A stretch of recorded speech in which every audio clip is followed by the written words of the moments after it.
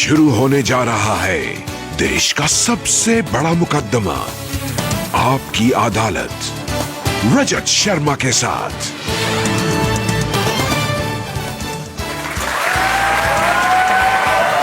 नमस्कार, आपकी अदालत में आपका स्वागत है। आपकी अदालत में आज पेश करेंगे एक ऐसी शख्सियत को जिसे 14 साल तक आपने टीवी के पर्दे पर देखा। पहले एक बहू के तौर पर उससे बहुत प्यार किया और बाद में अपने विरोधियों को टीवी पर तेज तर्रार तरीके से जवाब देते देखा। और फिर प्रधानमंत्री नरेंद्र मोदी ने इन्हें अपनी कैबिनेट का सबसे कम उम्र का मंत्री बनाया। प्लीज वेलकम भारत सरकार की एचआरडी मिनिस्टर स्मृति ईरानी।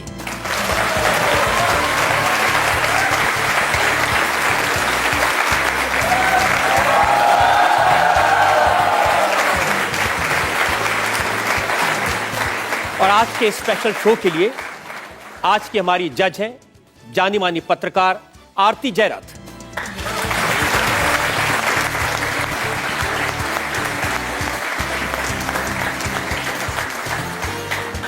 इससे पहले कि आपकी अदालत में आज का मुकदमा शुरू करें, सवालात का सिलसिला शुरू करें, आज की जज आरती जयरथ की इजाजत चाहेंगे आज की कार्रवाई शुरू करने के लिए। कार्रवाई शुरू की जाए। और जो स्मृति ईरानी जिनका इतना स्वागत हुआ है, कम इतनी तालियां बजती हैं स्मृति जब कोई आपकी अदालत में आता है, तो बहुत फैन है आपके। यहां पर मुकदमा शुरू करते हैं। आपकी अदालत में पहला इल्जाम एचआरडी मिनिस्टर स्मृति ईरानी का। आपकी अदालत में यूनियन मिनिस्टर स्मृति ईरानी पर आरोप है कि ये सिर्फ अपनी परवाह करती हैं। स्मृति जी, आपने देखा कि देश की जनता ने आपको कितना प्यार दिया। तुलसी वेरानी के तौर पे देश की बहू के रूप में इतना प्यार दिया, और आप उस जनता को छोड़ के राजनीति के चक्कर में पड़ गई। मुझे लगता है उस जनता का प्रतिबिंब आज, और विशेषतः नौजवानों का प्रतीक आज आपके स्टूडियो में आपके समक्ष बैठा है। जैसे ही आपके इल्ज़ाम की घोषणा हुई, ये सब हंस पड़े। तो इनकी हंसी ही बताता है कि आपके इल्ज़ाम में कितना दम है। क्यों?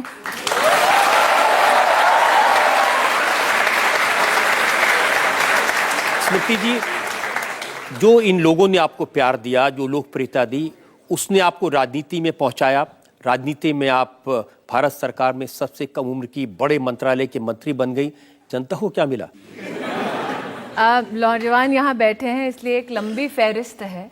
लगभग 5 महीने में जो सफ़र तय किया है, उसका अगर कुछ वर्णन कर सको, अगर आपकी इजाज़त हो, और जज साहिबा अगर इजाज़त दें। मुझे लगता है आज नौजवानों की सबसे बड़ी चुनौती ये है कि वो अपने जीवन में अपनी किस्मत का निर्णय खुद लेना चाहते हैं, और उस निर्णय प्रक्रिया में चाहते हैं कि कहीं ना कहीं उन्हें कुछ ऐसे डिवाइसेस या कुछ ऐसे रास्ते मिले जिसके माध्यम से वो क्या करियर चुनना चाहते हैं उसमें कोई इनेबलिंग हाथ हो। ये ना हो कि सामने से कोई डंडा बजा रहा और कह रहा हो कि आपके पास ये छोड़कर और कोई रास्ता इख्तियार आप कर नहीं सकते, अथवा आप किसी बंदिश में रहें। विशेषतः नॉर्थ ईस्ट के हमारे जो नौजवान हैं, उनके लिए ईशान विकास नाम का एक कार्यक्रम हमने तय किया है, जो 17 नवंबर को इंटरनेशनल स्टूडेंट्स डे है, उस दिन हम लोग देश के सामने प्रस्तुत करेंगे। नॉर्थ ईस्ट के हमारे स्टूडेंट्स के सामने हम उनके करियर से संबंधित संभावनाएं प्रस्तुत करना चाहते हैं, इसलिए इंटर्नशिप करवाएंगे उनको भारत सरकार के खर्चे पर। 2000 स्टूडेंट्स और 500 फैकल्टी मेंबर्स को भारत भर के IITs, IIM, central universities, ISRO में भी मुफ्त हमारे खर्चे पर उनके रहन सहन, खान पान के साथ साथ ट्रैवल इत्यादि की योजना हम करेंगे, ताकि वो जाकर देखें कि इन इंस्टीट्यूट्स में आगे चलकर इनके पास क्या क्या करियर ऑप्शंस हैं, अथवा पढ़ाई के क्या क्या आसार उनकी नज़रों में आते हैं। स्कॉलरशिप्स कई सारी हैं जो हमने प्रस्तुत की हैं। विशेषतः हमने देखा है कि अगर आप अखबारों की सुर्खियां पढ़ेंगे तो बोर्ड एग्जाम्स में लड़कियां थोड़ा लड़कों को पीछे छोड़ देती हैं, लेकिन टेक्निकल एजुकेशन में लड़कियों का जो ट्रांजिशन होता है वो मात्र 22% तक ही सीमित है। इसलिए उड़ान नाम का एक कार्यक्रम हम 11 नवंबर को राष्ट्रपति जी के उपस्थिति में, एजुकेशन डे है उस दिन, देश को हम लोग विशेषतः देश की लड़कियां, SC ST माइनॉरिटी छात्रों के लिए ये कार्यक्रम करेंगे। उड़ान के माध्यम से कम्पिटिटिव एग्ज़ाम में जाने के लिए जितना भी IIT का रिसोर्स है, CBSE का रिसोर्स है, वो हमारे विद्यार्थियों को दिया जाएगा। और मात्र हाथ में रिसोर्सेज थमाने से ही हमारी जिम्मेदारी हम पूरी नहीं कर रहे। CBSE हेल्पलाइन और कॉल सेंटर्स चलाएगा, जिसमें जिन जिन छात्रों को, मेरिटोरियस स्टूडेंट्स को उड़ान के माध्यम से मदद दी जाएगी, उनके साथ वो निरंतर कॉल सेंटर के साथ संपर्क में रहेंगे। मान लीजिए किसी चैप्टर में डिफ़िकल्टी आती है तो आप कॉल सेंटर में बात कर सकते हैं, और वीकेंड पे हर एक स्टूडेंट को एक मेंटोर दिया जाएगा। आप हमारे उस सेंटर में जाके उस मेंटोर के साथ एक्स्ट्रा पढ़ाई भी कर सकते हैं, फ्री ऑफ कॉस्ट, बिना किसी कॉस्ट के। सबसे बड़ा एक चैलेंज है एक्सेस टू एजुकेशन का। अगले एकेडमिक वर्ष में मूक्स, स्टूडेंट्स जानते हैं क्या है? Massive online open courses. स्वयं नाम का एक प्लेटफॉर्म हम तैयार कर रहे हैं। मुझे बहुत खुशी है रजत जी, आज बहुत सारे स्टूडेंट्स हैं, उनके पास ये जानकारी पहुंचेगी। स्वयं के प्लेटफॉर्म पे हम लोग IITs, IIMs, आइसर्स, NITs, central universities free of cost graduation, post graduation की डिग्रीज चलाएंगी, जो आप ऑनलाइन देख सकते हैं। मात्र कंप्यूटर या लैपटॉप का होना अनिवार्य नहीं है। We'll make it mobile friendly as well, so that you can see it on your mobiles and it will be given free. अगर आप उसका सर्टिफिकेशन चाहते हैं एग्जामिनेशन के माध्यम से, तो उस इंस्टीट्यूट में जाके अथवा निर्धारित सेंटर पे जाके आप एग्ज़ाम दे सकते हैं और आपको सर्टिफिकेट वहाँ से मिल जाएगा। देश के इतिहास में पहली बार ऐसा होगा कि IIT की सुविधा और IIT से उत्पन्न हुई विद्या हमारे देश के नागरिकों को मुफ्त दिलवाई जाए, तो ये भी हम कर रहे हैं। लेकिन उन महिलाओं का क्या होगा, उन बहनों का क्या होगा जो आपको बहू के रूप में देखना चाहती हैं टीवी सीरियल में? वो महिलाएं भी शायद आज कहीं ना कहीं इस बात से खुश होंगी कि एक इंसान ने उनके आशीर्वाद से जीवन में इतना सफलतापूर्वक एक सफ़र तय किया। तो मैं विशेषतः उन महिलाओं को जिन्होंने रोते मुझे देखा और बड़ा सराहा, उनसे कहना चाहती हूँ कि आज जो मेरे चेहरे पर मुस्कान है वो उनकी बदौलत है, और उसके लिए मैं उनको धन्यवाद देती हूँ। ये सही है कि बचपन में 15-16 साल तक आप बड़े सादगी से, बड़े चुप रहती थी, और फिर एक अचानक आपके जीवन में रिफॉर्म आया, और आज जो इतने चटाचट जवाब देती हैं आप। बचपन में इतनी चुप नहीं थी रजत जी। मैं RK पुरम, जानता है कोई? RK पुरम दिल्ली में RK पुरम में रहती थी। मैं रहती थी सेक्टर 6 में, नाना जी का घर था सेक्टर 7 में, और इन दो सेक्टर्स के बीच का सफ़र जब तय करती थी शाम को, गली से कोई भी गुजरता हुआ लड़का कुछ बोल देता था तो उसकी पिटाई भी कर दी थी। इतनी शांत नहीं थी। उसके कुछ अंश आज भी मुँह पे कहीं ना कहीं जख्म के हिसाब से हैं। लेकिन ये भी सच है कि जीवन में एक बदलाव ऐसा आया जब जीवन का रुख बदला। मेरे पूरे जीवन में जब मैं विशेषता, क्योंकि चुप रहती थी और किताबें पढ़ती थी, और मतलब नैन्सी ड्रू, हार्डी बॉयज़ भी होता था उसमें, जो अभी फैशनेबल शायद नहीं है इतना पढ़ना, लेकिन उस वक्त घर के आसपास के लोग और कुछ रिश्तेदार भी कहते थे लड़की पूरी की पूरी निकम्मी है। और मेरे नाना जी जो थे, उनको बड़ा विश्वास था कि नहीं, ये लड़की एक दिन देखना कुछ बनेगी, और उनका देहांत हो गया।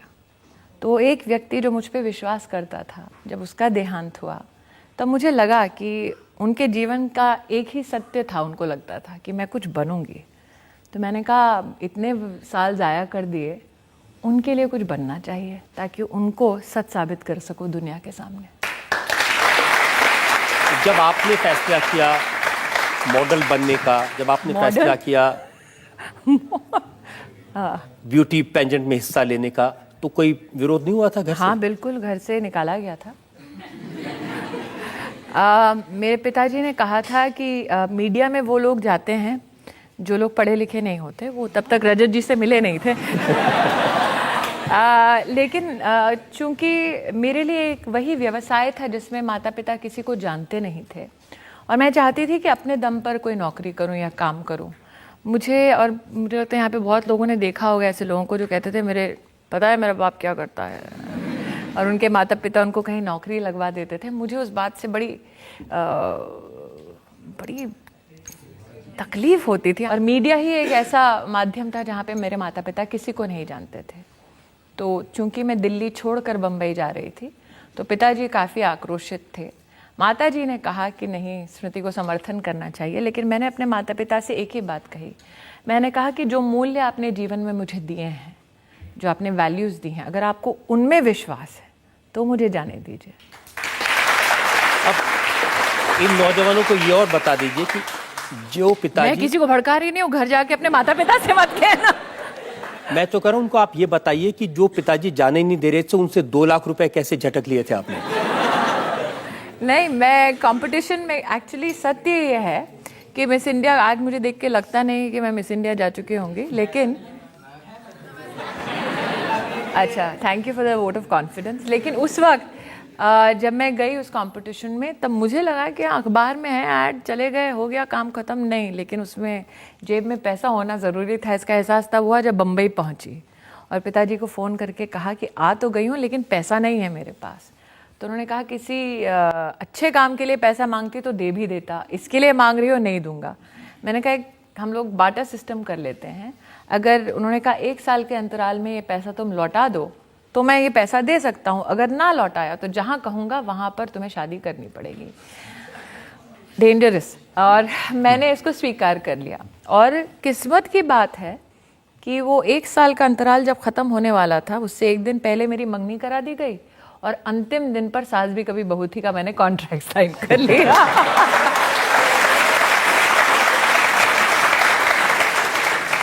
तो काम भी अपनी मर्जी का किया और शादी भी अपनी मर्जी से की? शादी करने में हाँ, मतलब मेरे माता पिता ने कहा कि हम जहाँ कह रहे हैं वहाँ कर लो, क्योंकि तुम्हारे आसार ऐसे दिखते हैं कि तुम्हें दिन रात काम करने के अलावा और वक्त मिलेगा नहीं। और मुझे लगता है कि I am talking as a parent today, यहाँ पे सब जो नौजवान बैठे हैं, मुझे लगता है आपके पेरेंट्स आपके जीवन में रुकावट नहीं बनना चाहते। उनको ज़िंदगी में जो चोट पहुँची है, उनको जो ज़िंदगी में तकलीफ़ हुई है, वो नहीं चाहते आपके पास वो तकलीफ़ पहुँचे। तो वो चाहते हैं आपको अपने एक्सपीरियंसेस से सचेत कर दें। तो मेरे पेरेंट्स, आज जब मैं माँ बनी हूँ तो मुझे समझ आता है, सचेत करना चाहते थे, और स्पेशली ऐसी लड़की को जो अपने निर्णय बहुत पहले से खुद लेती थी। ये जो सास भी कभी बहू थी का इतना लोकप्रिय जो आपको रोल मिला, तो इसके लिए भी बहुत मेहनत करनी पड़ी या ये भी ऊपर से? नहीं, इसके लिए भी मेहनत करनी पड़ी। और मुझे याद है कि जब मैं ऑडिशन के लिए गई थी तो चौकीदार से मैंने कहा कि उस वक्त, क्योंकि मुझे अचानक ऑडिशन के लिए बुलाया गया था, तो मुझे आज भी याद है कि मुझे ऑडिशन मेरा लेने से इनकार किया गया था। एकता कपूर ने तो मुझे ऑफिस में 2 मिनट देखा और कहा ये तुलसी है, लेकिन उनके आसपास जो लोग काम करते थे उन्होंने कहा नहीं एकता, तुम पागल हो गया, इस लड़की को देखो, बाल ऊपर पोनी टेल में बांधे हैं, टी शर्ट और फटी जीन्स पहनी है, चप्पल है और हाथ में किताब है। एक्टर के हाथ में किताब कैसे हो सकती है? और उन्होंने कहा कि आप इसको क्यों लेना चाहती हो? उन्होंने कहा इसका टेस्ट लो। तो जब मैं टेस्ट देने गई तो मुझसे कहा गया कि नहीं, यहाँ पर कोई स्मृति विति का नाम नहीं लिखा। तो मैंने कहा आप देखिए तो किताब में नौकर के रोल की चेकिंग हुई, सास के रोल की चेकिंग हुई, लेकिन तुलसी के नाम की चेकिंग नहीं हुई। तो जब पन्ना पलटा गया, मैंने कहा तुलसी के नीचे किसका नाम लिखा? उन्होंने कहा वो स्मृति मल्होत्रा है। मैंने कहा वो मैं हूँ। तो मेरी चेकिंग, मतलब ऑडिशन किया गया, फिर भी लोग इतने खुश नहीं थे कि मैं तुलसी बन रही थी।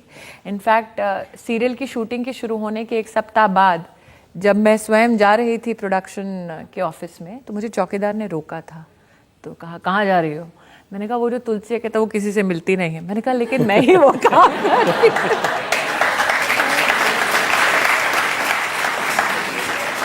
तो मुझे जब भी किसी संस्थान में घुसने से चौकीदार रोकता है, मैं बड़ी खुश होती हूँ कि अच्छा संकेत है।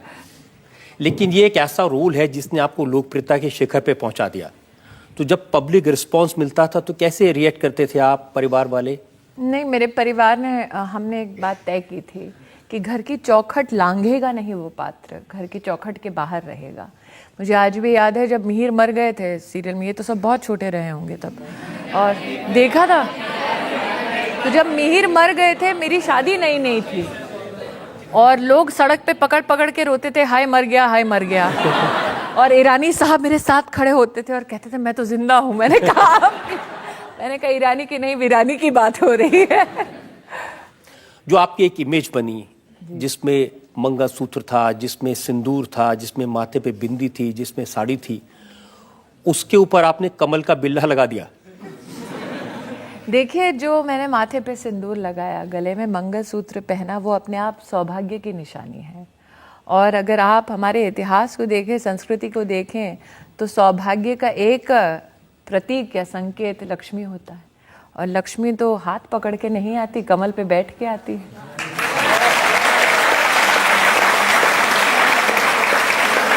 तो ये तो सही है कि वो जो लोकप्रियता आपको मिली थी उसका इस्तेमाल अपने राजनीति के लिए किया? नहीं, मुझे लगता है कि राजनीति में एक एक्टर का होना एक डिसएडवांटेज है अगर आप एक गंभीर सोशल एक्टिविस्ट या पॉलिटिकल एक्टिविस्ट होना चाहते हैं, क्योंकि जब एक्टर पॉलिटिक्स में आता है तब ये मान लिया जाता है कि वो गंभीर नहीं है। एक्टर पॉलिटिक्स में आता है तो ये मान लिया जाता है कि विषयों पर वो कोई परिचर्चा में ना भाग ले पाएगा, ना अपना मत अथवा पार्टी की जो मानसिकता है, पार्टी की जो आइडियोलॉजी है, उसके ऊपर कोई चर्चा कर पाएगा। तो मुझे लगता है एक सीरियस पॉलिटिकल एक्टिविस्ट के नाते कि एक्टर होना डिसएडवांटेज है, एडवांटेज नहीं है। लेकिन ये उसी के एडवांटेज है ना कि एक छोटे पर्दे की बड़ी बहू को नरेंद्र मोदी ने पब्लिकली कहा ये मेरी छोटी बहन है। नरेंद्र मोदी ने किसी एक्टर को छोटी बहन नहीं कहा। आज एक सत्य कहती हूँ आपकी अदालत में, मुझे भी उसकी उम्मीद अथवा अपेक्षा या संभावना कभी जीवन में दिखे नहीं।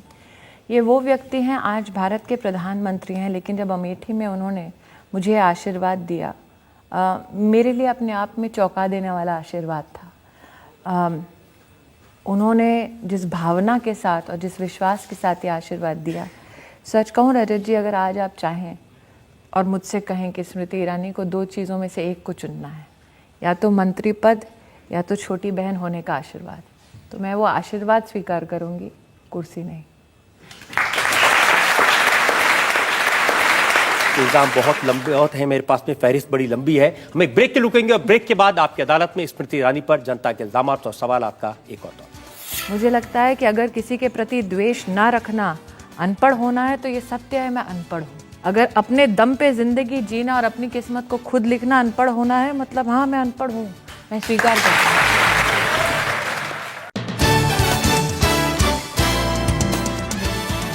Welcome back. आपकी अदालत में आज हमारी मेहमान हैं भारत सरकार की human resource development minister Smriti Irani. आपकी अदालत में अगला आपकी अदालत में यूनियन मिनिस्टर स्मृति ईरानी पर इल्जाम है कि इनके पास अनुभव की कमी है। स्मृति जी, मंत्रियों को देखें तो आपकी छोटी उम्र और सबसे बड़ा मंत्रालय, ऐसा मंत्रालय जिसकी डिटेल्स देखें, इसमें 20 IAS अफसर हैं, 45 सेंट्रल यूनिवर्सिटीज हैं, यूजीसी के 650 रिकॉग्नाइज्ड कॉलेजेस हैं, डीम्ड यूनिवर्सिटीज हैं 129। इतना बड़ी मिनिस्ट्री और अनुभव जरा भी नहीं। अगर अनुभव मात्र एक पैरामीटर होता रजत जी कि इंसान को नौकरी दी जाए अथवा कोई काम दिया जाए या कोई दायित्व दिया जाए, तो यहाँ पे से एक भी नौजवान को नौकरी मिलने की कोई संभावना नहीं। लेकिन ये experience can not be the only parameter. ये भी सत्य है कि एक्सपीरियंस की कमी है, लेकिन एक सच ये भी है, इसका एक पहलू ये भी है कि पिछले 5 महीने में मेरा जो सफ़र रहा और जिस प्रकार से मैंने काम करने का प्रयास किया है, उसमें कोशिश ये की है कि मंत्री का काम होता है एक फैसिलिटेटिंग प्लेटफॉर्म प्रदान करना, जहाँ पर जिन अफसरों की फहरिस्त आपने पढ़ाई उनमें से अनुभवी एक्सपर्ट्स, अफसर, स्टूडेंट्स, प्रिंसिपल्स, टीचर्स, इन सबको एक प्लेटफॉर्म दिया जाए और इनके लिए शिक्षा के जितने भी साधन हैं वो कैसे सुविधाजनक रूप से उनके पास पहुँचे, उसके ऊपर उन सब के साथ चर्चा करके अथवा उन सब के एक्सपीरियंस का फायदा उठा के काम आगे करना। लेकिन स्मृति जी, पहले देखिए इस मिनिस्ट्री में कौन कौन होगा। Doctor VKRV Rao, professor Nurul Hasan, doctor Karan Singh, Kapil Sibal जो सुप्रीम कोर्ट के इतने बड़े वकील थे, इतने पढ़े लिखे लोग, इतने जानकार लोग इस मंत्रालय में रहे। देखिए, एक वकील तो, और मैं बहुत सम्मान के साथ कहना चाहती हूँ, इतने पढ़े लिखे थे कि उन्होंने देश को बताया कि 1,75,000 करोड़ का स्कैम इक्वल 0। तो थैंक गॉड कि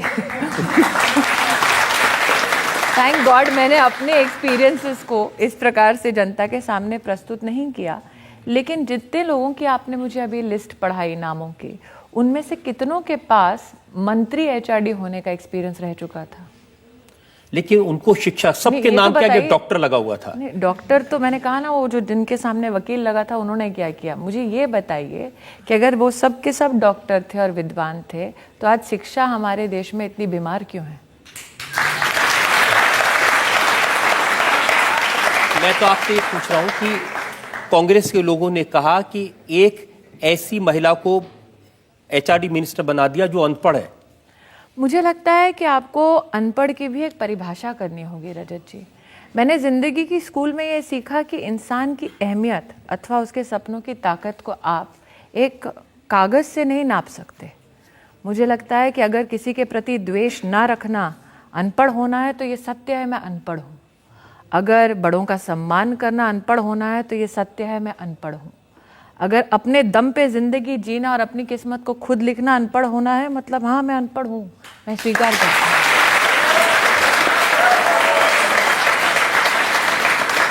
मैंने आपके स्कूल की मार्कशीट निकाली। क्यों? 91 में पहले आप अपनी मार्कशीट दिखाइए। मेरी मार्कशीट में आपको बहुत मेरिट मिलेगा। 10वीं क्लास में 500 में से 290, 290, 58% अच्छे मार्क्स थे। 93 12th में और अच्छे थे, 500 में 226, 65% मार्क्स थे। इतने अच्छी पढ़ने वाली स्मृति ईरानी कॉलेज क्यों नहीं गई? गई थी, बीच में इसलिए छोड़ा क्योंकि नौकरी किसी और शहर में लगी। और जो लोग शहर बदलते हैं उन्हें पता है कि एक यूनिवर्सिटी से दूसरे में जाने के लिए माइग्रेशन सर्टिफिकेट की ज़रूरत होती है। और अगर आप बाहर जाना चाहते हैं तो आपको ट्रांसक्रिप्ट चाहिए, और ट्रांसक्रिप्ट और माइग्रेशन सर्टिफिकेट लेते लेते बाल सफ़ेद हो जाते हैं, लेकिन हाथ में वो कागज़ नहीं आता। लेकिन आप मंत्री हैं, अब तो कुछ करें इसके लिए। मैं कर रही हूँ। स्टूडेंट्स को खुशी होगी ये जानते हुए कि पहली बार 11 नवंबर को we are doing a credit framework of equivalence, कक्षा 9 से लेके पोस्ट ग्रेजुएट तक। अगर आप कोई स्किल लेते हैं और उस स्किल को काम में लगाते हैं तो हम आपके वर्क टाइम को भी क्रेडिट के रूप में मानेंगे और आपको सीमलेस ट्रांसफ़र फिर वापस आपके एजुकेशन सिस्टम में देंगे। कक्षा 9 से लेके पोस्ट ग्रेजुएशन तक ये जो हमारा स्किल क्रेडिट ट्रांसफरेंस फ्रेमवर्क है, ये हम लोग 11 नवंबर को सबके सामने प्रस्तुत कर रहे हैं। स्टूडेंट्स को इसके बारे में ज़्यादा जानकारी मिलेगी। सीमलेस क्रेडिट ट्रांसफ़र बनाने वाले हैं पूरे देश के सेंट्रल यूनिवर्सिटीज़ में। इसका मतलब आपने एक वर्ष दिल्ली में पढ़ा तो दूसरा वर्ष आप बिहार में, बंगाल में अथवा तमिलनाडु में पढ़ सकते हैं। You will not lose a year at all. लेकिन आपने पढ़ाई छोड़ी, इसके लिए कांग्रेस के लोगों को बहुत तकलीफ है। उनका कहना है कि जिनकी अभी अभी नौकरी गई है उनके तकलीफ का होना उनकी तकलीफ का। मुझे लगता है रजत जी, हम लोग काफ़ी मुझे लगता है जो व्यक्तिगत कभी ना कभी प्रहार होता है, राजनीति में एक व्यक्ति को उसको पचाने की हिम्मत होनी चाहिए, ताकत होनी चाहिए। हम पब्लिक लाइफ में हैं, we will be targeted and attacked, लेकिन उस टारगेट का उद्देश्य एक ही होता है कि काम से आपका ध्यान जो है वो हट जाए। तो मुझे इस बात का रंज नहीं है कि मुझे टारगेट किया गया। अगर मुझे इस बात का रंज होता अथवा कष्ट होता तो मुझे राजनीति में होने का कोई अधिकार नहीं है। आपके विरोधियों को कष्ट इस बात का ही है कि जो लड़की जनपद पर 200 रुपए में कॉस्मेटिक्स बेचती थी, इस देश की सबसे बड़ी कैबिनेट मिनिस्टर बन जाए। मुझे आज भी याद है जब मैं दिल्ली छोड़ के जाना चाहती थी नौकरी की तलाश में बम्बई, अथवा ये 200 रुपये कॉस्मेटिक्स बेचने की जब आप बात कर रहे हैं, तो मेरे अपने एक परिजन ने कहा था, तुम्हारी हिम्मत कैसे हुई, तुमने कैसे सोच लिया ये संभव है। तो मुझे लगता है कि आज जो मैं जब लोगों से मिलती हूँ तब कहती हूँ कि कभी मत सोचो it's not possible for you. अगर तुम्हें लोग कहते हैं कि पॉसिबल नहीं है, संभव नहीं है, तो बोलो कि जो भी होगा इसका परिणाम अच्छा या बुरा, उसको भुगतने की ताकत आप में है तो अपनी ज़िंदगी अपने दम पर जियो, क्योंकि एक ही ज़िंदगी मिलती है, वो ज़िंदगी किसी की मोहताज नहीं होनी चाहिए। उस ज़िंदगी के मैंने अपने पिताजी से कहा, मैं अपने जीवन का निर्णय लूं और उसका परिणाम भुगतूं, वो मुझे स्वीकार है। निर्णय आप लें और परिणाम मैं भुगतूं, उसको पचाने में थोड़ी दिक्कत होगी। जरूर उम्मीद है आप। Audacity is always attacked, not a problem. लेकिन जेलसी तो आपकी अपनी पार्टी में भी होती होगी। नहीं, मुझे नहीं लगता, अगर होती तो आज मैं यहाँ बैठी नहीं होती। लोग नहीं कहते कि मक्खन लगा के मंत्री बन गई। वो लोग जो ये कहते हैं वो शायद मेरे संगठन को समझते नहीं हैं। हमारी पार्टी में वही व्यक्ति कोई नया दायित्व पाता है जिसने पुराने दायित्व में अपने जितनी भी रिस्पॉन्सिबिलिटी दी गई उसका निर्वाह ढंग से किया और संगठन की मर्यादा में रहकर किया। तो जो लोग इस प्रकार का आरोप लगाते हैं आपके माध्यम से, उनसे कहना चाहती हूँ कि उन्होंने मेरे संगठन को समझा नहीं। स्मृति जी, कुछ और इल्जामात मेरे पास में, लेकिन ब्रेक के मुझे रुकना है और ब्रेक के बाद आपकी अदालत में स्मृति ईरानी पर इल्जामात और सवालात का एक और राउंड। अगर राष्ट्रभक्तों से मिलना अपराध है तो आज मैं इस अदालत में कहती हूँ कि मुझे सूली से लटका दीजिए, मुझे वो भी मंजूर है। Welcome back. आपकी अदालत में आज हमारी मेहमान हैं भारत सरकार की शिक्षा मंत्री स्मृति ईरानी। आपकी अदालत में अगला आपकी अदालत में यूनियन मिनिस्टर स्मृति ईरानी पर इल्जाम है कि ये आरएसएस के एजेंडा पर चलती हैं। स्मृति जी, कांग्रेस के नेता मणिशंकर अय्यर का एक स्टेटमेंट मैं देख रहा था टीवी पे। वो कह रहे थे कि नागपुर से पूरा आरएसएस आकर शास्त्री भवन बैठ गया, हाय हाय अब क्या होगा। मैं जिन बातों में तथ्य नहीं है उसके ऊपर चर्चा करके जिह्वा पे जो सरस्वती विराजमान होती है उसका अपमान भी नहीं करना चाहती। तथ्य कैसे नहीं है? आरएसएस के 11 संगठनों के 22 प्रतिनिधि आपको मिले, उन्होंने आपको सलाह दी, सुझाव दिया कैसे एचआरडी मिनिस्ट्री चलानी है। अगर आप मेरे पूरे दिनचर्या को देखें और अगर आप मेरे पूरे शेड्यूल को देखें तो मुझसे परिचर्चा करने आने वालों में से कांग्रेस के नेताओं का नाम भी शामिल है, लेफ्ट के नेताओं का नाम भी शामिल है, लेफ्ट की यूनियंस भी उसमें आपको दिखाई देंगी, कांग्रेस के नेताओं के प्रतिनिधि मंडल भी उसमें दिखाई देंगे। तो ये आपकी नज़र पे डिपेंड करता है कि आपकी सोच पे डिपेंड करता है कि मैं किसका एजेंडा चला रही हूँ। अंत में मेरा एजेंडा मात्र ये है, जिस शपथ समारोह का आपने एक दर्शन आज करवाया ओपनिंग कैप्सूल में, वो शपथ मैंने भारत के संविधान की ली थी और भारत का संविधान ये कहता है कि जात पात धर्म इन सब के भेदभाव से उठकर सारी की सारी जनता को न्याय की दृष्टि से देखो और उनके लिए काम करो। ये सच नहीं है जिसका मैंने जिक्र किया? आरएसएस के 11 संगठनों के लोग आपको मिले, 22 लोग मिले। मैं आरएसएस के लोगों से मिलती हूँ, मैं लेफ्ट के लोगों से मिलती हूँ, मैं कांग्रेस के नेताओं से मिलती हूँ, लेकिन सुनती सिर्फ आरएसएस की है। मणिशंकर सर से आप बोलिए, और मैं सर इसलिए कह रही हूँ मुझसे उम्र में बहुत बड़े हैं, अनुभव में बहुत बड़े हैं, उनसे कहिए कर्नाटक में एक कांग्रेस के एमपी हैं, उनका नाम मैं नहीं लेना चाहती, वो बेचारे 10 साल से अपने लोकसभा क्षेत्र में एक बेचारे केंद्रीय विद्यालय खोलने का प्रयास कर रहे थे। मेरे पास आए रजत जी, एक दिन में वो जो प्रयास कर रहे थे, संघर्ष कर रहे थे, उस संघर्ष को हमने समाप्त किया। 10 साल से कांग्रेस की सरकार थी, लेकिन समाधान हमने दिया। इस भावना से अगर मैं बैठी रहती कि ये कांग्रेस के हैं, इनके यहाँ पे समाधान नहीं देना चाहिए, तो नुकसान उन बच्चों का होता जो स्कूल में पढ़ने जाना चाहते हैं। तो मेरा दृष्टिकोण, एक और उदाहरण, उरी कश्मीर में एक केंद्रीय विद्यालय ऐसा था जहाँ पे कक्षा 10 तक ही स्कूल था, 11-12 कक्षा नहीं था। बच्चों को श्रीनगर तक चल के जाना पड़ता था अथवा बस में जाना पड़ता था या माता पिता को परेशान करना पड़ता था। हमारे दृष्टि में जब ये बात आई, हमने 3 घंटे में कक्षा 11 और 12 शुरू की और 11th स्टैंडर्ड का एकेडमिक सेशन इसी साल शुरू कर दिया 3 घंटे में। मैंने उस वक्त नहीं सोचा कि नहीं भाई वहाँ पे मैं बाद में खोलूँगी जब चुनाव से पहले मुझे कोई ब्राउनी पॉइंट्स मिलेंगे। इसलिए मेरी दृष्टि से वो सारे काम जिससे मैं जनता के लिए, और विशेषतः जब मैं मंत्रालय में आई तो अफसरों ने मुझसे पूछा आपका एजेंडा क्या है। मैंने कहा मेरा एजेंडा यह है कि मेरे मंत्रालय के सबसे बड़े स्टेक होल्डर्स पॉलिटिशियंस नहीं हैं, स्टूडेंट्स हैं, और वो माँ बाप हैं जो मेहनत करते हैं ताकि ये बच्चे अच्छी शिक्षा पा सके। मेरा एक ही एजेंडा है, वो ये बच्चे हैं जो यहाँ बैठे हैं और वो माँ बाप हैं जो इस वक्त आपका कार्यक्रम घर पे देख रहे हैं। उनका आरोप यह है कि आप आरएसएस कहने से देश का इतिहास बदलने की कोशिश कर रही हैं।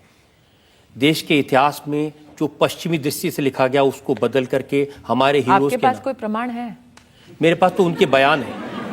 मैं इतना ही कहना चाहूंगी, आज मैं कटघरे में बैठी हूँ और चूंकि कानून आंखों पे पट्टी बांधकर न्याय करने वाली एक धारणा हमारे समाज में अथवा हमारे देश में है, तो इतना ही कहना चाहूंगी कि इल्ज़ाम जो आप लगा रहे हैं उस इल्ज़ाम का समर्थन करने के लिए एविडेंस ला दीजिए। ये देखिए एविडेंस। वरना ये इंडियन एक्सप्रेस अखबार की रिपोर्ट है जिसने लिखा है, खाली दामन पर तो कीचड़ हर कोई उछालता है और कमल की खूबी ये है कि कीचड़ में ही कमल खिलता है। मैं आपको एविडेंस देता हूं। इंडियन एक्सप्रेस अखबार की हेडलाइन है RSS meets HRD tells minister to correct history. और अगर आप उसकी डिटेल पूछना चाहें तो उन्होंने कहा कि मेरा ये बयान है, नहीं, आपका बयान नहीं है, अखबार की रिपोर्ट है। मैं आपसे जो सवाल कर रही हूँ, बात तो सुन लीजिए। नहीं, मेरी बात सुनिए, आप उल्टा करते हैं। हाँ। इसे मेरा बयान है, नहीं, आपका बयान नहीं है, इसमें लिखा है मेरा बयान ये है। आरएसएस के नहीं, नेताओं के साथ में मेरा छठी बयान है। मीटिंग थी। ये मेरा बयान है, आपका बयान तो आज ले रहा हूं ना नहीं, मैं। मेरा बयान है, इसमें है। इसके आधार पे आप आक्रमण कर रहे हैं, तो मैं आपसे पूछ रही हूँ जिस बात के आधार पे आप आक्रमण कर रहे हैं उस पूरे आर्टिकल में मेरा बयान है। मैं आपका बयान ले रहा हूं। So the fat lady has not sung yet, sir. When I sing, then we'll know what is going to happen. आपने मेरे इल्जाम का जवाब दे दिया। क्या आरएसएस के कहने से आप इतिहास को करेक्ट करेंगी, रीराइट करेंगी? मैंने संसद में जवाब दिया है कि करिकुलम के विषय में जितने भी एकेडमिशियंस हैं, एक्सपर्ट्स हैं, वो विधिवत बैठ के हमारे सभी एक्सपर्ट्स के साथ, स्टेट गवर्नमेंट्स के साथ, केब जैसे एक प्लेटफॉर्म पे बैठ के चर्चा करेंगे कि भारत में शिक्षा नीति कैसी होगी। मैं इतना भी कहना चाहती हूँ कि बार बार आपका जो संघ के नाम से मेरे पर प्रहार है, मैं आज बड़े गर्व के साथ सबके सामने कह रही हूँ, मैं एक स्वयं सेवक की नाती हूँ, मैं शाखा जा चुकी हूँ। और अगर आपको लगता है कि संघ कोई देश विरोधी काम करता है तो मैं उसका पूरी तरह से खंडन करती हूँ, क्योंकि राष्ट्र के निर्माण में उन लोगों ने भी बहुत सारा खून पसीना बहाया है, जिन लोगों ने कभी भी सत्ता की कुर्सी के लिए संघर्ष नहीं किया। देश भ्रष्टाचार से मुक्त हो, देश में जनता को न्याय मिले, इसलिए उन्होंने काम किया है। अगर उनसे मिलना अपराध है, अगर राष्ट्रभक्तों से मिलना अपराध है, तो आज मैं इस अदालत में कहती हूं कि मुझे सूली से लटका दीजिए, मुझे वो भी मंजूर है। मैं तो आपसे सिर्फ इतना पूछ रहा हूँ, क्या मेरा जवाब जो संसद में दिया गया है वो आप पढ़ सकते हैं कि करिकुलम अफेक्ट होगा तो मात्र और मात्र एक्सपर्ट्स और एकेडमिशियंस ही उसके ऊपर बैठ के चर्चा करेंगे। बहुत सारे सुझाव लोग क्या आ रहे हैं। मैंने स्वामी रामदेव का एक स्टेटमेंट देखा, उन्होंने मांग की है कि एक अलग नेशनल बोर्ड बनाया जाए, ऐसा बोर्ड जिसमें मॉडर्न एजुकेशन और वैदिक एजुकेशन दोनों साथ साथ हो सकें। ये मांग आपके पास आई है, मेरे पास अभी आनी बाकी है। ये अखबार में छपी, आप कहें तो मैं आपको दे देता हूँ। नहीं, मैं आपको बताऊं, आप एक सीनियर जर्नलिस्ट हैं, मैं जूनियर जर्नलिस्ट रह चुकी हूं, और आरती जी जो जज बैठी हैं वो भी एक सीनियर जर्नलिस्ट हैं। अखबार में छपी हर बात का विश्वास मत करो।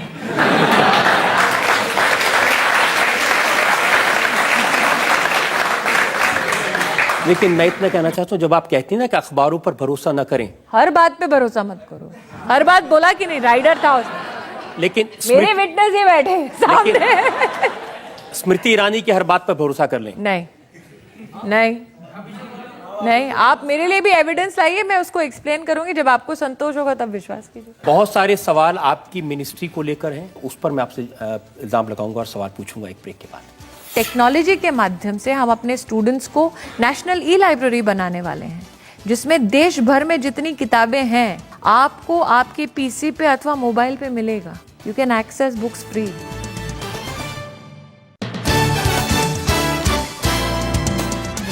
Welcome back.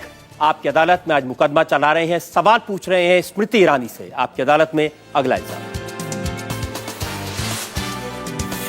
आपकी अदालत में यूनियन मिनिस्टर स्मृति ईरानी पर इल्जाम है कि इनके राज में स्कूलों का बुरा हाल है। स्मृति जी, कई साल से स्कूलों की हालत हम देख रहे हैं, और ये आपके वक्त ही नहीं, 2010 की एक रिपोर्ट है, एनजीओ प्रथम की रिपोर्ट। पहली क्लास के 44% बच्चे अक्षरों को पहचान नहीं पाते। गांव के इलाकों में 5वीं के बच्चे 50% बच्चे ऐसे निकले जो दूसरी क्लास की किताबें पढ़ नहीं पाते। सवाल ये उठता है कि रिपोर्ट 2010 में आ गई थी, 2014 तक उस पर कोई भी कार्रवाई क्यों नहीं हुई? वो सवाल अपने आप में राजनीतिक है, इसलिए वो सवाल मैं छोड़ देती हूँ। हमने क्या किया वो बतलाना चाहूँगी। पढ़े भारत बड़े भारत नाम का एक कार्यक्रम अगस्त 2014 में शुरू किया, जो अर्ली रीडिंग, राइटिंग और कॉम्प्रिहेंशन को कक्षा 1 से लेकर 3 तक एड्रेस करता है।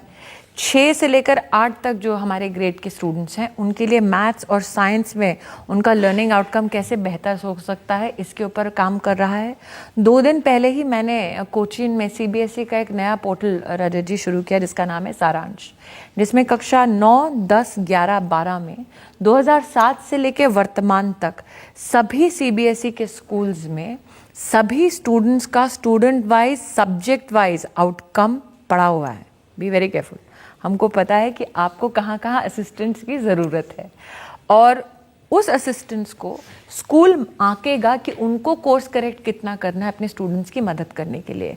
हमने कंपैरेटिव भी दिया है, उस स्कूल का कंपैरिजन उस स्टेट के स्कूल्स के साथ, रीजन के स्कूल्स के साथ और नेशनल स्कूल के साथ। मैंने CBSE चेयरमैन को एक निवेदन किया, मैंने कहा हमारे पेरेंट्स जो हैं वो मात्र 3 महीने के अंतराल में पेरेंट टीचर मीटिंग में जान पाते हैं कि स्टूडेंट की दुविधा क्या है अथवा चैलेंज क्या है। कई बार बच्चे बतलाना चाहते हैं माता पिता को लेकिन बोल नहीं पाते कि मुझे इस सब्जेक्ट में ये प्रॉब्लम हो रही है। तो मैंने CBSE के चेयरमैन से कहा कि आप पेरेंट्स को भी इस डेटा का एक्सेस दीजिए उनके बच्चे के लिए, ताकि वो लर्निंग आउटकम सब्जेक्ट वाइज अपने बच्चे का हर माह चेक कर सके और बच्चे के साथ फिर चर्चा कर सके अथवा स्कूल के साथ चर्चा कर सकें कि बच्चे को कहाँ मदद की ज़रूरत है। साथ ही शाला दर्पण नाम का एक कार्यक्रम हम अगले एकेडमिक ईयर में शुरू कर रहे हैं। शाला दर्पण के अंतर्गत रजत जी देश के इतिहास में पहली बार स्कूल्स जो गवर्नमेंट है या गवर्नमेंट एडेड हैं उसमें माता पिता को मोबाइल के माध्यम से जिस भाषा में वो चयन करते हैं उस भाषा में बच्चे के क्लास का दिन का अटेंडेंस, बच्चे के क्लास का टाइम टेबल, होमवर्क सबमिट हुआ है नहीं हुआ उसकी जानकारी, साथ ही अगर कोई और आपका क्या एग्जामिनेशन होने वाला है।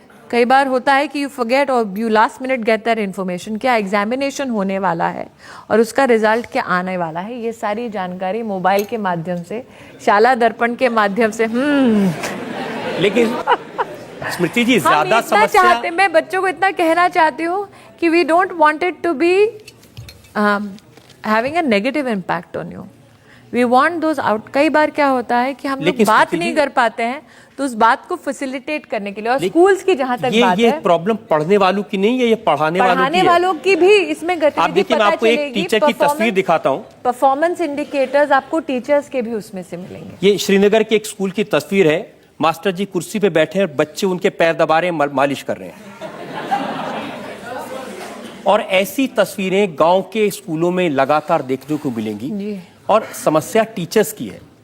मैं आपकी बात से पूरी तरह से वाकिफ हूँ और सहमत भी हूँ। मुझे लगता है कि कहीं ना कहीं एक एटीट्यूडनल शिफ्ट की ज़रूरत है।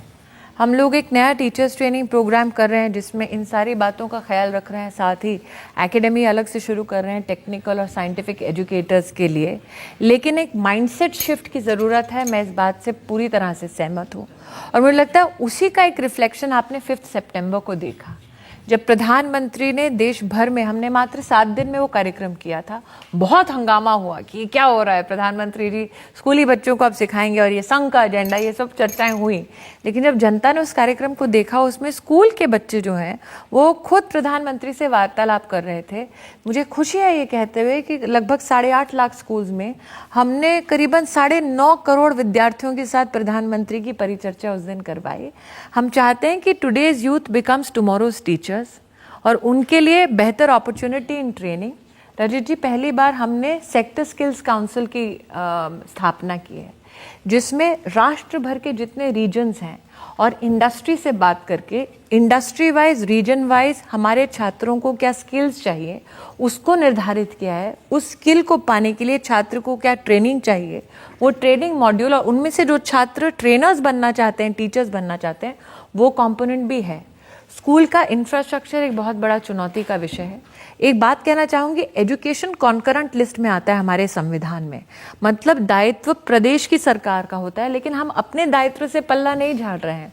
तो अपनी ओर से हम पूरे राष्ट्र के स्कूलों का GIS मैपिंग करा रहे हैं, सर्वे करा रहे हैं सैटेलाइट से, ताकि हमें पता चल सके कि कौन कौन सी आबादी ऐसी है जहाँ पर स्कूल की क्या इंफ्रास्ट्रक्चरल हालत है। 13 राज्यों में हो चुका है, 8 राज्यों में अभी चल रहा है और बहुत ही जल्द अगले एकेडमिक ईयर तक हम ये पूरा का पूरा देश का GIS मैपिंग हमारे स्कूल्स का कर लेंगे। तो कोर्स करेक्ट करने के लिए इंफ्रास्ट्रक्चरली और टेक्नोलॉजी के माध्यम से हम अपने स्टूडेंट्स को नेशनल ई लाइब्रेरी बनाने वाले हैं, जिसमें देश भर में जितनी किताबें हैं, आर्काइव्स में जितनी किताबें, हमने यूनेस्को से निवेदन किया, यूनेस्को ने हमारे निवेदन को स्वीकारा, अंतर्राष्ट्रीय स्तर पे जितनी किताबें हैं वो डिजिटाइज ढंग से आपको आपके पीसी पे अथवा मोबाइल पे मिलेगा। You can access books free. आप कितना भी इंफ्रास्ट्रक्चर बना लें, एक मैंने रिपोर्ट देखी जिसमें लेफ्टिनेंट गवर्नर को चिट्ठी लिखी है स्कूल के बच्चों ने, उन्होंने लिखा है कि अंकल टीचर क्लास में कम फेसबुक पर ज्यादा दिखती हैं। मुझे लगता है कि अभी क्योंकि मुझे आए 5 महीने हुए हैं, तो ये सारे जो कार्यक्रम हमने शुरू किए हैं उसमें सिस्टमिक चेंज लाने की भी हमने कोशिश की है। मैं सिर्फ आपको अंदाजा दे रहा हूँ कि कितना मुश्किल काम है। बिहार के 10,000 सच मानिए कटघरे से ज्यादा डेस्क पर जब ऑफिस में बैठती हूँ तब पता चलता है कि क्या क्या हो रहा है। मुझे अंदाजा है, लेकिन इस बात का आश्वासन आपके माध्यम से सबको दे रही हूँ, ऐसा नहीं है कि हमने प्रॉब्लम्स को रिकग्नाइज नहीं किया है, और ऐसा नहीं है कि रिकग्नाइज करके ही संतोष कर रहे हैं। We are applying ourselves to solutions also. आपको इस बात का अंदाजा है कि बिहार में 20,000 टीचर ऐसे पकड़े गए जिनकी डिग्री फोर्ज थी? उसमें हमने इंक्वायरी शुरू की है, लेकिन ये प्रदेश की सरकार के अंतर्गत आता है, तो आपको वहां के मुख्यमंत्री को बुला के उनकी ग्रिलिंग करनी पड़ेगी। और दूसरा हमने देखा वहां 10,000 टीचर्स ऐसे हैं जिनका जब टेस्ट लिया गया 5वीं क्लास का वो पास नहीं कर सके। मैं इतना ही कहूंगी कि चैलेंजेस हैं हमारे सिस्टम में। जो नेट का एंट्रेंस एग्जाम जो होता है टीचर्स का, उसका भी इस वक्त रिव्यू चल रहा है कि अपने टीचर्स को हम कैसे एनेबल कर सके। जो मैसिव ऑनलाइन ओपन कोर्सेज की मैंने बात की, उसमें टीचर्स ट्रेनिंग का भी एक कंपोनेंट है, ताकि जैसे एक एग्जांपल देती हूँ, जो एनआईटी में प्रोफेसर बनना चाहते हैं उनको इनेबल करने के लिए वो आईआईटी में भी रिसर्च कर सकते हैं। ऐसे हम लोग कई आयाम नए खोल रहे हैं टीचर्स के लिए। तो कोशिश मेरी यही है कि एक तरफ टीचर्स को हम लोग और सशक्त करें और दूसरी ओर ज़्यादा से ज़्यादा सुविधा अपने छात्रों को पहुँचाएँ। आपके पास ये जानकारी है और अगर आप टीचर्स को सशक्त बनाने की कोशिश कर रही हैं तो अच्छा काम होगा। ये मेरी बस यही उम्मीद है कि हम जो प्रयास कर रहे हैं, अब तक का मेरा अनुभव ये है कि सभी प्रदेशों की सरकार ने मुख्यतः हमारा समर्थन किया है। आगे भी अगर कम से कम शिक्षा की नीति पर हम सब मिलजुल कर काम करें तो राष्ट्र के हित में ये हमारा सबसे बड़ा तो प्रदेशों में एक के बाद एक आप अपनी पार्टी की सरकार बनवाती जा रही हैं। मैं नहीं बना रही हूँ, ये मोदी मैजिक है। अब जनता से पूछते हैं, इनके यंग स्टूडेंट्स हैं, इनके मन में जो सवाल है। मैम, मेरा आपसे ये सवाल है कि जो भी हम यूनिवर्सिटी में 12th क्लास पास करने के बाद एडमिशन लेने जाते हैं, कई कास्ट ऐसी है जिनको रिजर्वेशन मिलता है, जनरल कास्ट वाले ऐसे उनको कोई कोटा नहीं होता, उनका कोई रिजर्वेशन नहीं मिलता। तो ये मेरे को एक बायसनेस नज़र आती है कि जनरल वाले भी इतनी मेहनत करते हैं। भाई 90% जब जनरल वाले ला सकते हैं तो क्या ओबीसी जो बैकवर्ड और ओसी जो भी हमारे समाज में कई वर्ग ऐसे हैं जिन्हें सामाजिक कई चुनौतियों से गुजरना पड़ा। आज रजत जी टीचर्स का उल्लेख कर रहे हैं, तो कुछ ऐसे भी उदाहरण हुए हैं जहाँ पे आपकी जाति के आधार पर आपको कुएं से पानी भी निकालने की अनुमति नहीं है। तो सरकार का काम ये होता है कि जहाँ पर ये चुनौतियाँ हैं वहाँ मदद का हम एक एडिशनल हाथ बढ़ाएं, जिसे अंग्रेज़ी में एफर्मेटिव एक्शन कहते हैं। लेकिन हाँ, एक चुनौती सब विद्यार्थियों के सामने है कि वो पढ़ना और आगे चाहते हैं। कई बार सीट्स की कमी होती है, कई बार जो सपना लेके संस्थान में जाते हैं देखते हैं वहाँ का इंफ्रास्ट्रक्चर बहुत अच्छा नहीं है। प्रोस्पेक्टस में तो बड़ा ग्लॉसी लगता है, लेकिन जाके देखते हैं, होता है कई बार, जाके देखते हैं कि ये गड़बड़ है। तो 11 नवंबर को बहुत सारी घोषणाएं हो रही हैं, उसमें से एक है नो योर कॉलेज। आज तक जितने भी संस्थाएं, यूजीसी जो रेगुलेटर है और एआईसीटी जो रेगुलेटर है टेक्निकल एजुकेशन के, जितने भी रजिस्टर्ड संस्थाएं हैं जिनको ये अधिकार है कि वो डिग्री दे सकें, उनके बारे में कितनी सीट्स हैं, इंफ्रास्ट्रक्चर कैसा है, फैकल्टी मेंबर कौन है, ये सारी जानकारी एक ही वेबसाइट पे नो योर कॉलेज के माध्यम से आपको मिलेगी। अगर आप वो विद्यार्थी हैं जिसके साथ कोई बदसलूकी हो रही है अथवा जिसको कोई चैलेंज हो रहा है या जिसने जो देखा वेबसाइट पे वो सुविधा उस कॉलेज में नहीं पाई, तो एक कंप्लेंट का भी एक कॉर्नर है जिसमें आप जाके मदद मांग सकते हैं और रेगुलेटर आपको आके मदद देगा। तो एक तरफ हम मदद करें उन विद्यार्थियों की जिन लोगों ने सामाजिक तौर पर बहुत सारी कठिनाइयों को झेला, दूसरी ओर हम मदद कर रहे हैं उन विद्यार्थियों की जो बहुत ही लिमिटेशन में पढ़ाई कर रहे हैं और कोशिश कर रहे हैं बेहतर कर रहे हैं। उसका तीसरा आयाम है ये जो मैसिव ऑनलाइन कोर्सेज जो मैं कह रही हूँ, वो कि अगर आपके पास एक इंस्टीट्यूशन के लिए एक्सेस नहीं है तो कम से कम आप डिजिटल प्लेटफॉर्म पर अपनी पढ़ाई को पूरा कर सकते हैं और शायद जैसे मैंने काम किया आप काम भी कर सकते हैं। बहुत सारे लोगों को ये नहीं मालूम कि आप भी ऐसे स्कूल में पढ़ी जो टेंट में चलता था, लेकिन आज अब आप भी सारी पोल एक जगह खोल देंगे तो कैसे चलेगा।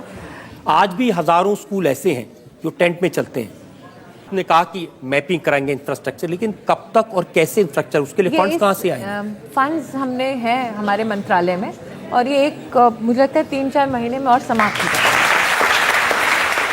वक्त है ब्रेक का और इस ब्रेक के बाद हम सुनेंगे आपकी अदालत में आज की जज आरती जरत का फैसला आज के मुकदमे में।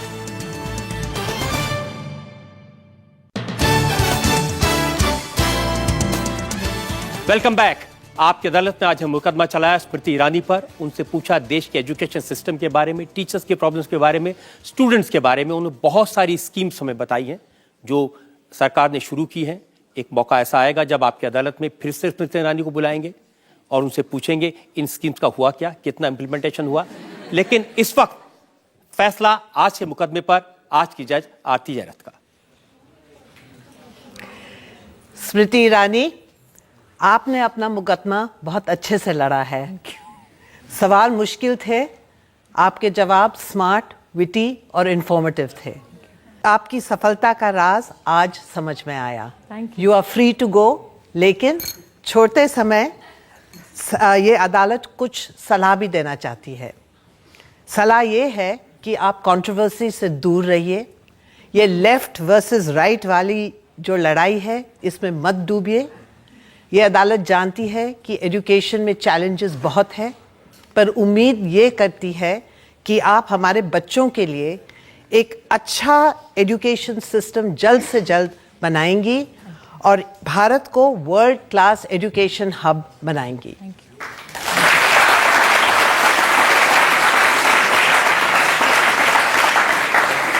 इस उम्मीद के साथ, इस विश्वास के साथ कि स्मृति ईरानी इस देश में हमारे शिक्षकों को, हमारे स्टूडेंट्स को, उनके पेरेंट्स को एक अच्छा भविष्य देंगी।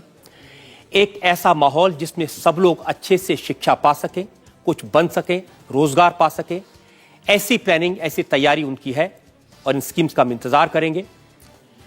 आपसे मुलाकात होगी अगले हफ्ते एक नई शख्सियत के साथ। तब तक के लिए नमस्कार।